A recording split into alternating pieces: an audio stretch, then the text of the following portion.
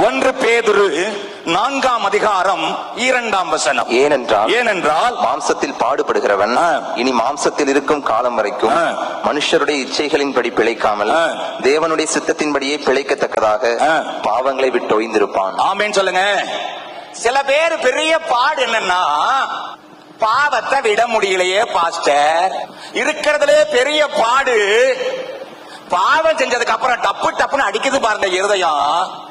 இருக்கிறதுல பெரிய பாடு பாவம் செஞ்சுட்டு விடவும் முடியாம தொடரவும் முடியாம அந்த பாவம் நம்மளை விரட்டி விரட்டி விரட்டி விரட்டி வாழ விடாம தூங்க விடாம சந்தோஷமா இருக்க விடாம எப்பொழுதும் நம்மளை விரட்டிக்கிட்டு இருக்கு.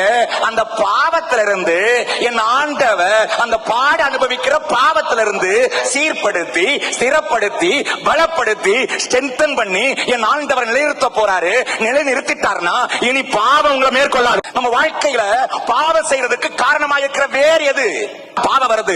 எந்த பாவத்துக்காக நம்ம உள்ள அலைபாயுது? எதை பார்த்தாட்டாங்களா தூக்கம் வரல? இதை எல்லாத்தையும் கர்த்தர் பார்த்து சீர்படுத்தி சரிபடுத்தி ஸ்திரப்படுத்தி மாத்தி என்ன பலன் கொடுப்பார்னா, பாவம் செய்வதற்கு வாய்ப்பு இருந்தாலும் அதை செய்ய முடியாதபடி கர்த்தர் பலப்படுத்தி கிருபையை கொடுத்து அந்த இடத்தை விட்டு நகர வச்சு நம்ம நிலைப்படுத்த போகிறார். ஆமென் சொல்லுங்க. பாவம் செய்யும் போதும் படக்கு படக்குன்னு அடிக்குது, பாவம் செஞ்சாலும் அடிக்குது. ஆண்டவரை ஏற்றுக்கொள்ளாதவனுக்கு அடிக்கவும் செய்யாது மடிக்கவும் செய்யாது.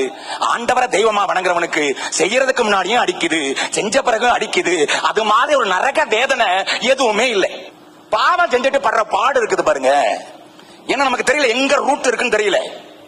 என் ஆண்டவருக்கு தெரியும் அந்த ரூட் எங்க இருக்கு. இந்த பாவத்துல விழுந்து போறதுக்கு இவளுக்கு என்ன காரணம், இந்த மகனுக்கு என்ன காரணம் அப்படின்னு ஆண்டவர் தெளிவா பார்த்து அந்த ரூட்டை இன்னைக்கு இயேசுவின் நாமத்துல கட் பண்ண போறார். அல்லேலூயா சொல்லுங்க.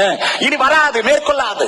விழுந்து விழுந்து போகிற காரியத்திலே என் ஆண்டவர் சீர்படுத்தி ஸ்திரப்படுத்தி பலப்படுத்தி நிலை நிறுத்த போகிறார்.